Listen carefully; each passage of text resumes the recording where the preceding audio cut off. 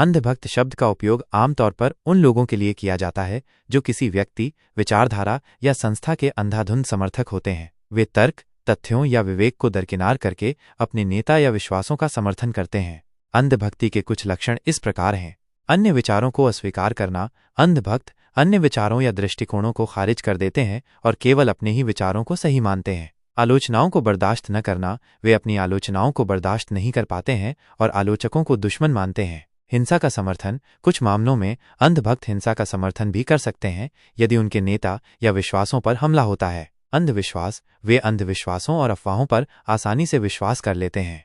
अंधभक्ति के नकारात्मक परिणाम। समाज में ध्रुवीकरण। अंधभक्ति समाज में ध्रुवीकरण का कारण बन सकती है और विभिन्न समूहों के बीच तनाव बढ़ा सकती है। तर्क और विवेक का ह्रास। अंधभक्ति तर्क और विवेक का ह्रास करती है और लोगों को स्वतंत्र रूप से सोचने से रोकती है। हिंसा और अराजकता। चरम मामलों में अंधभक्ति हिंसा और अराजकता का कारण बन सकती है। अंधभक्ति से बचाव के उपाय।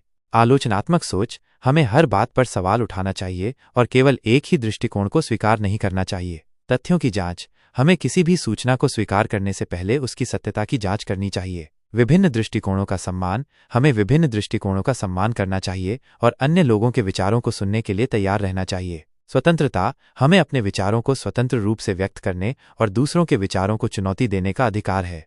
निष्कर्ष। अंधभक्ति एक खतरनाक विचारधारा है जो समाज को नुकसान पहुंचा सकती है। हमें इस विचारधारा से दूर रहना चाहिए और तर्क, विवेक और स्वतंत्रता के मूल्यों को अपनाना चाहिए। यह ध्यान रखना महत्वपूर्ण है कि यह एक सामान्यीकृत विवरण है और सभी अंधभक्त एक जैसे नहीं होते हैं। अंधभक्ति के